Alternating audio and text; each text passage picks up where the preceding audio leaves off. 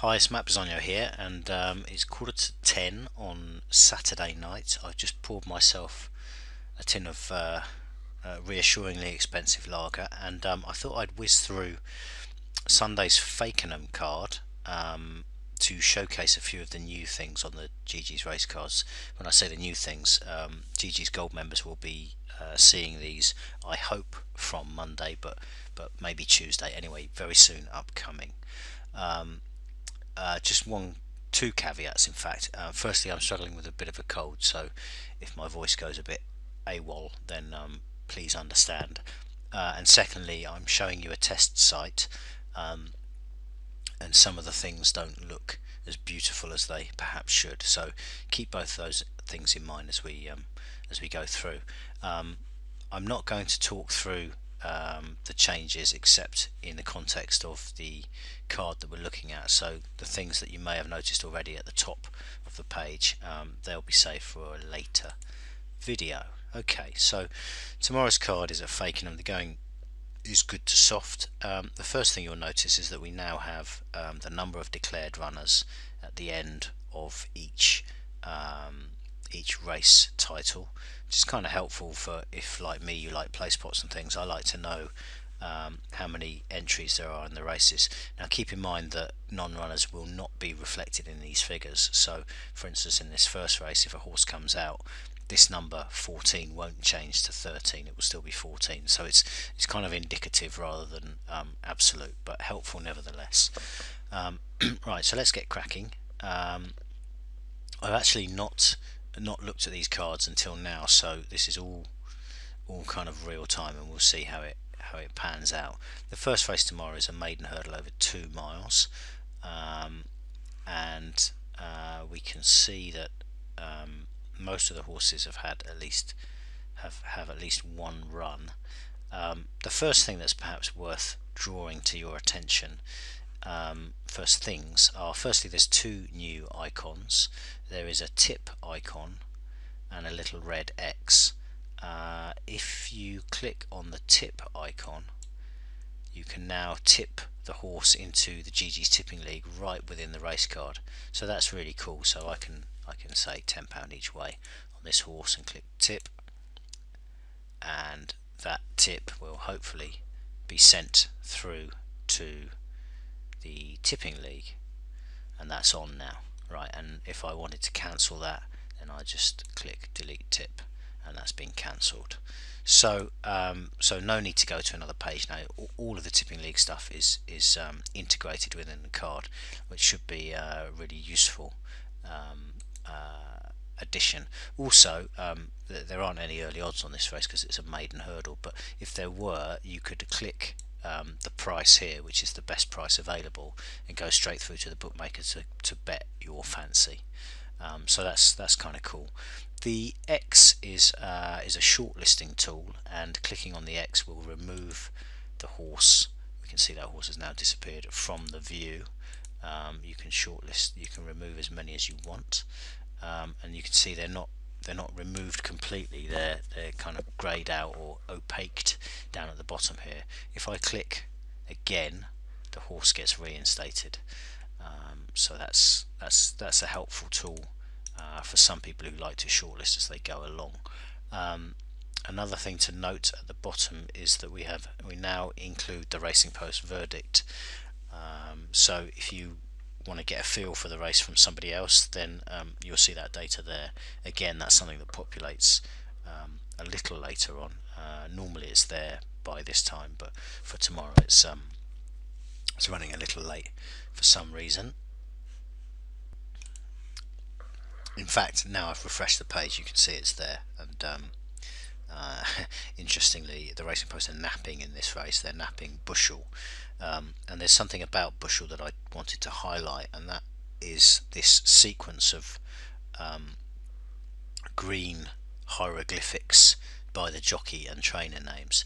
Now these are sorry, and one other thing, everything now has a hover over tooltip, so if you're not sure what something means, you've got a handy highlight there. So H to H is head to head. These are form indicators, and there are 4 of them, and we can see that John Ferguson at Fakenham has all four. The four are 1430, C1 and C09 plus.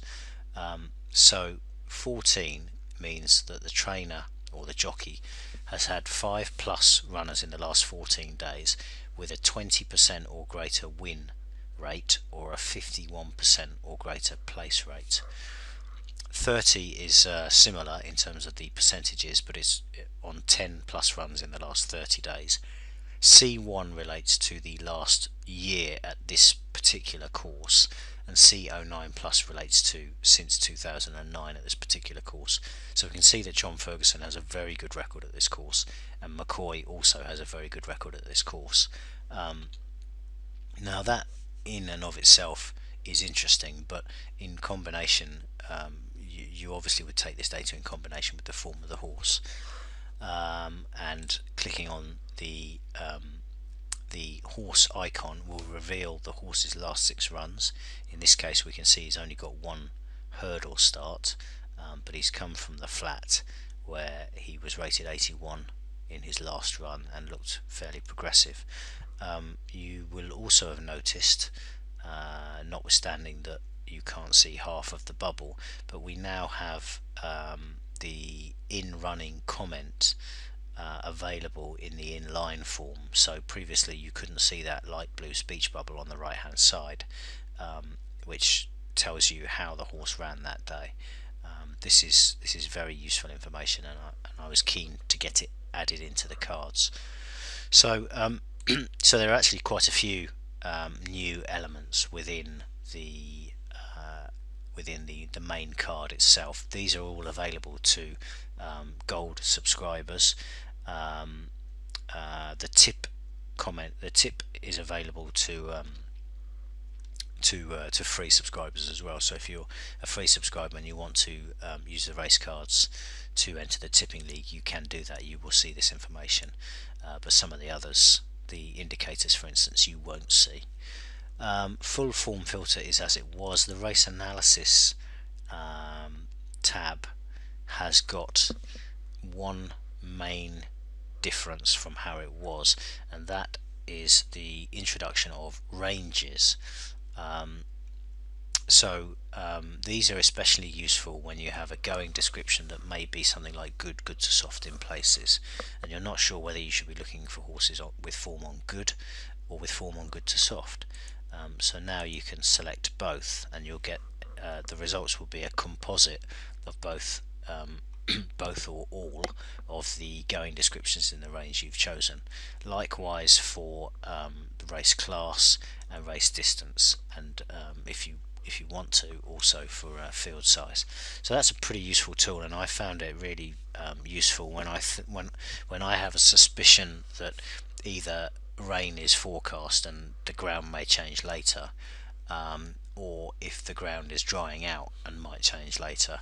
I accommodate the potential new going description in this range, and it just gives me a feel for which horses are best placed to cope with whatever happens in that range, if you see what I mean.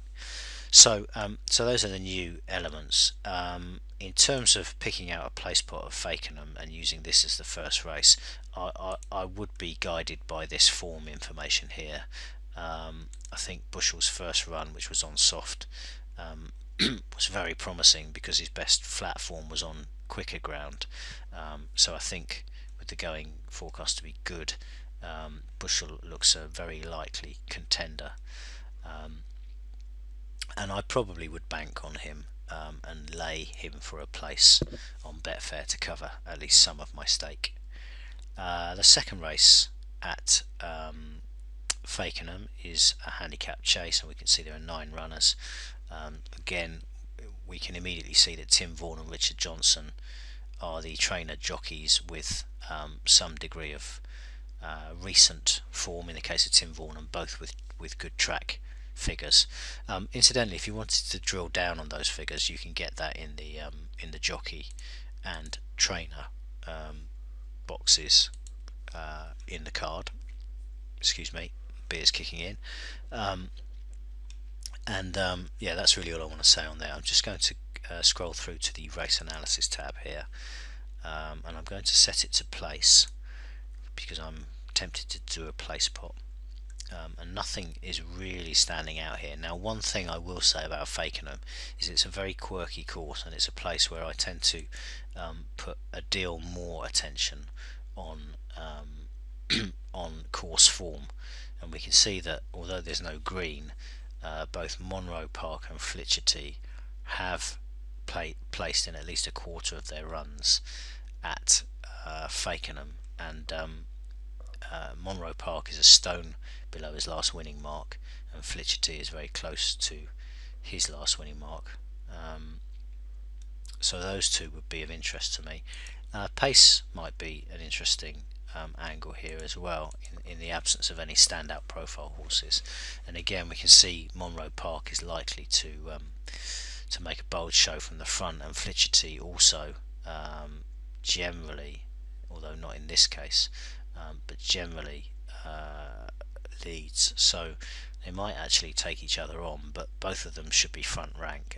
And it's although it takes a bit of getting Fakenham, it's quite a tight turning track. It's quite difficult to come from far back to get involved. So I'd actually be quite interested in those two. I'd probably want to take something with a slightly more progressive profile, and the Vaughan Johnson horse, if they do go off very fast, that one's hold up profile might see it sneak into the race if the pace collapses up front. Obviously it's a consistent horse, so I'm going to add those horses to my place spot for leg 2. That's numbers 4, 5 and 7, Midnight Diamond, Monroe Park and Flitcherty. Let's move on. The 3 o'clock. Now I should say that I'd normally take a bit more time over each race and look at the full form and so on, but I'm trying to compress the video time as much as possible, and come up with at least a candidate draft place pot perm. Right, so with caveat emptor there, this is the 3 o'clock race, a handicap chase over 2 3/4 miles as near as damn it. We've got 11 declared here, and we can see that there are a few form fellows and lasses. Peter Bowen is in strikingly good form in the last few days, so he's immediately noteworthy. Jamie Moore, who is riding for him, unsurprisingly, is in also good form. The horse is a course and distance winner, as is Full of Beans, and that's the deal. And as I say, Fakenham being a pretty quirky strip, course and distance form should not be underestimated. Right, so my next normal port of call is the race analysis report. Again, I'm going to flip it onto the place selection, and I'm going to have a look sorted by course. That doesn't mean that these horses who've never run here before can't get involved. Of course they can, but I'm focusing preeminently on course form, and Camp Bonnet, Ali Brewer's horse, is kind of interesting, but has underperformed in this grade previously on a couple of occasions.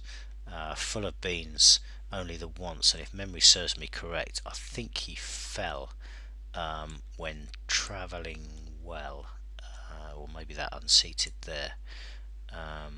Yeah, see, class 3 that day here, and he unseated, and he was a 3-1 that day, and he was going 3 lengths second and still going well enough when sprawled badly. So I'm particularly interested in the chance of Full of Beans, who I know absolutely loves it at Fakenham. He would certainly be a runner on my place spot. Now that's the deal, as a 25-1 shot, and has a full set of amber and green, meaning he's got at least respectable form across the board. He's £11 lower than his last handicap, his last win. Might be regressive now. Let's have a look. His recent form is pretty unspectacular. Jay Cornwall, I think it's John Cornwall, but I'm not sure. He runs a lot of horses at Fakenham. He must be local. We can see this fella ran okay a couple of starts back, ran third of 5, only beaten 8 lengths there, and has dropped a further £3 in the handicap since, now off 95. Was 98 that day, and was second here over course and distance in this grade back in December on similar ground. So there are others with more obvious profiles, but at 25 to 1, he's he's the sort of horse that you could take a flyer on in the play spot. And if I was doing an AB part perm, then I would certainly be playing That's the Deal. And unless I can find a couple with more compelling profiles than him, I might be tempted to play him anyway. Full of Beans I'm certainly rolling with. Tony Dinozzo has also come down here in the recent past. He just seems a little bit one pace to me. We can see he's not really a friend of play spot punters. Fell 5th, 4th, fell 4th is hardly encouraging, and during that string he's actually not dropped down the handicap at all. In fact, since he won 6 starts back here over course and distance in a Class 5 race, putting him up to 103 and subsequently 107. He's off 107 today. Even with the trainer being in such spectacular form, I'm prepared to overlook the case of Tony Dinozzo, which may be at my peril, in favour of others. I can also sort by the odds to see what the fancied horses are. Cool River has not run here before. The 10-year-old does have form over 3 miles on this sort of going. It was a very good horse actually in its day, when trained by, I think, Jessica Harrington in Ireland. Yeah, let's have a look at Class. Class is kind of material. Cool Dilemma is does have a compelling profile, course form notwithstanding, and I'd be happy to include Cool River on my ticket. Others, Mr. Matt, yeah, not too sure about that. I'd probably take a chance and take Full of Beans, Cool River, and the long shot That's the Deal. So that's 3, 9 and 11. Let's include those in our rather risky looking permutation and move on. Leg 4 is presumably a hurdle race. Yeah, it's a novices handicap hurdle. Now I wouldn't particularly be a fan of these kind of races. I think there's more not done than done in terms of the form book, meaning plenty of these have been working hard to get as low a handicap mark as possible. So one of my angles into novices handicap hurdles is to look at the form and look at the horses who are running for the first time in a handicap. Now, Mr. Boat has had a few tries already. Steel Summit has had a few tries already. Unknown Legend has had a few tries already. Langave Lass has had just 1 try so far, and was beaten far enough over 2 miles.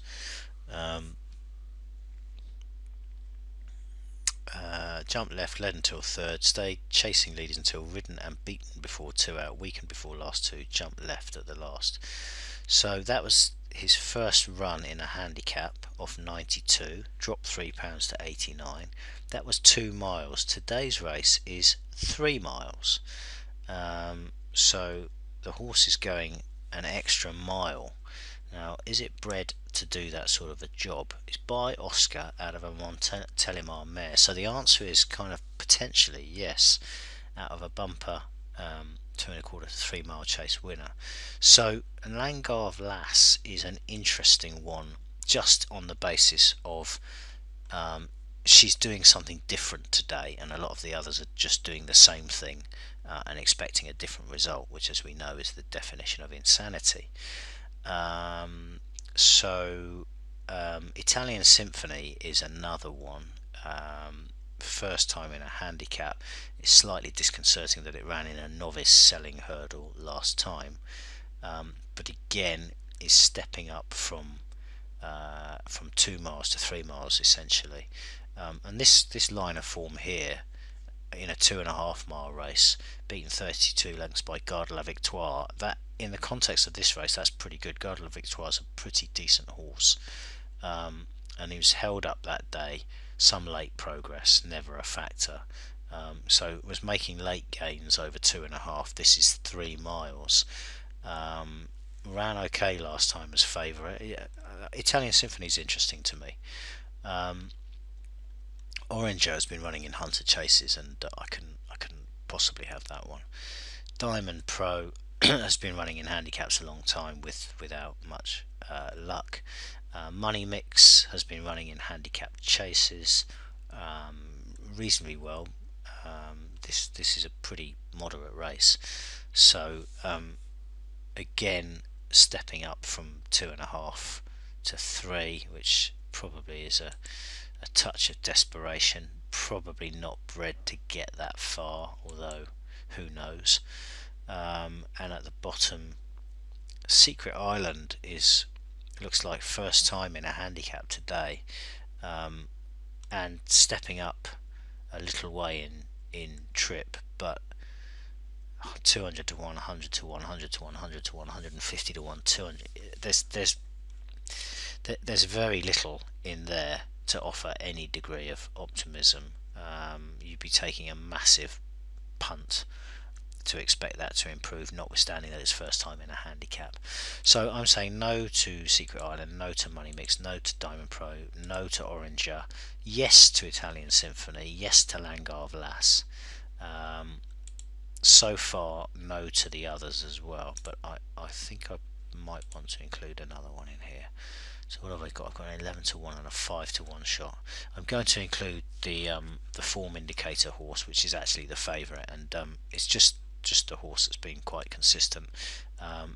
It's proven its days 3 miles, whereas the other two, I'm kind of projecting improvement for the extra distance, or maybe even hoping for improvement for the extra distance. Whereas in the case of Mr. Boat, he's got he doesn't win, but he's run second at 2.5 and at 3 miles on this sort of ground and in this sort of a race. Did go up £4 for that run last time, but nevertheless I think he looks a solid option. So I'm going with 1, 4 and 5. I hope some of this, aside from looking at the card, is making sense, and maybe there's a pointer or two that you can factor into your own betting methodologies. I certainly don't suggest that I have all the answers or even any of them, but I've been doing what I've been doing for quite a long time, and I think some of the things that I do have a degree of finesse about them, certainly compared to what I was doing even 5 years ago, let alone 10 or 15 or 20. Right, so moving on to the 4 o'clock race. This is a novices limited handicap chase, so it's a novices handicap chase, and again the same kind of principle about projecting, basically looking for a change in circumstance on first or second run in a handicap and expecting something different on that basis apply here. Now, one thing to keep in mind is that this is a better class race and there are horses in better form, so we can just use the bare form a lot more than we could in that very bad race that precedes this one.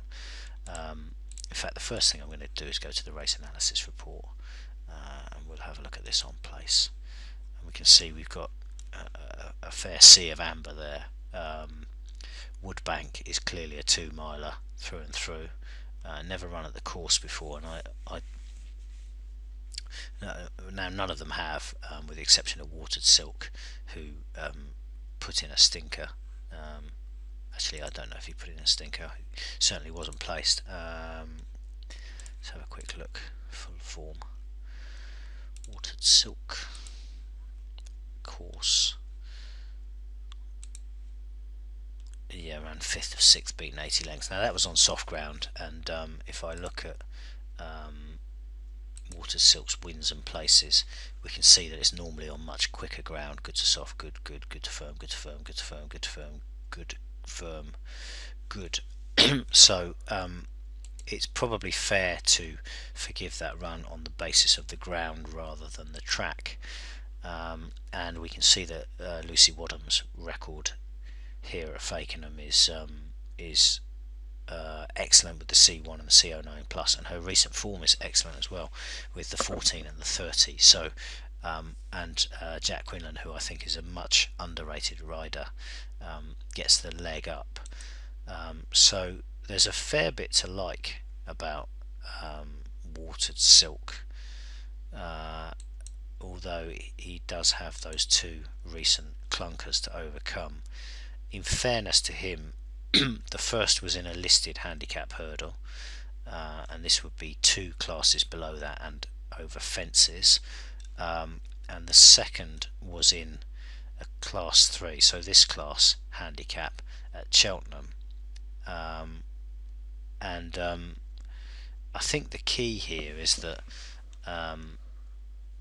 Watered Silk is going straight from having 2 hurdle starts to a first run in a handicap, skipping the novice chase route, and going straight into a handicap. And if you do that, you take your your handicap hurdle rating into the chase. So in his case, 116. I just think that, knowing the form that the Wadham stable is in and their track form as well, I just think that's pretty interesting. And even though he's the fourth in of 5, I'd be looking to include Watered Silk in my permutations. Of the others, Woodbank has done nothing wrong. He's run second in a couple of in a handicap chase. Is always thereabouts, but looks a bit susceptible to a speedier finisher. Ut Measure probably a terrible pronunciation. He was all out to win last time. To be honest, I find this race quite difficult actually, and I don't have a very clear steer. This is the sort of race that I'd go deep in. I'd be happy enough to overlook Falcara, notwithstanding Vaughan and Johnson's recent form, and I'd probably I want to take. I always like to have a rag if I can justify it, and Watered Silk, I think a case can be made for. Of the other two, Kim Bailey with Tony McCoy is an interesting axis, and that 4th to Many Rivers to Cross is probably about the best piece of form in the race, I should think. Yeah, I'm definitely going to take that one. And then it's a coin toss between the front 2 in the market. I have a bit of a dislike of Dennis O'Regan, not the person, the jockey. I don't find him the strongest in a finish sometimes. He's a very stylish jockey, but not especially to my taste. And on that basis, I'm going to take Woodbank.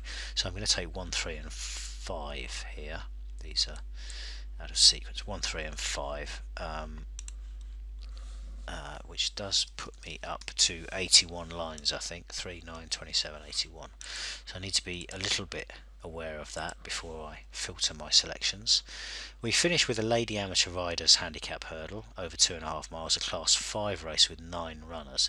In other words, it's a pretty doggy old race, and it looks like one of them might be a non-runner. I'm just going to check that a second.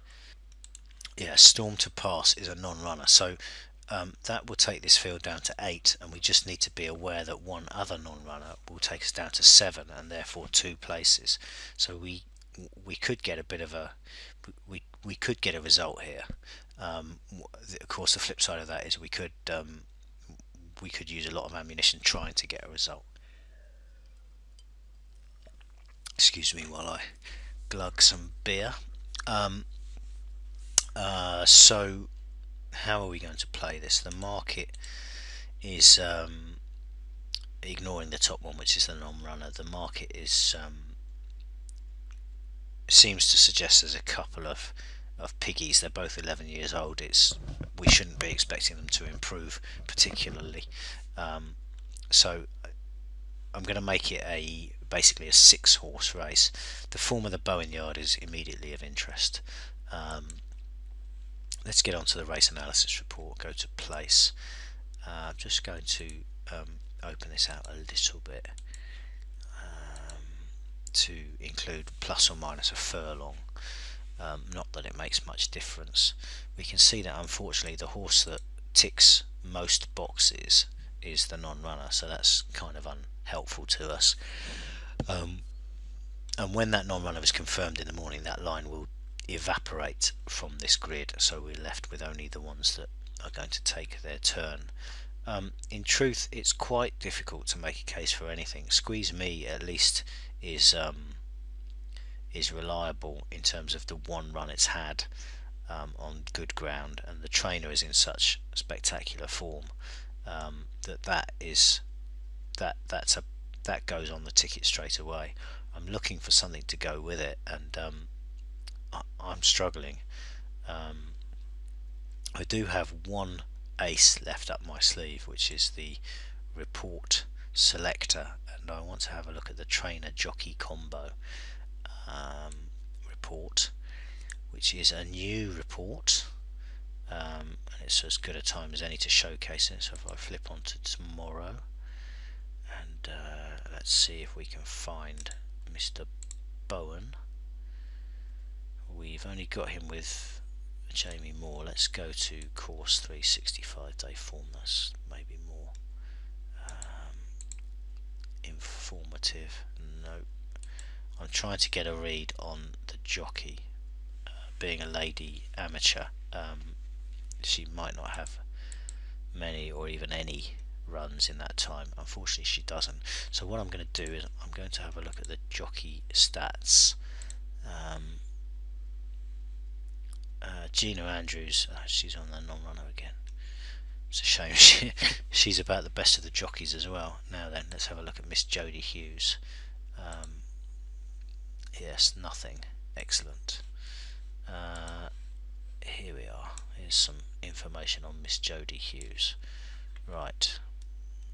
First thing to say is that she has at least ridden a few horses under rules in recent times, and she's made the frame at least on a number of occasions.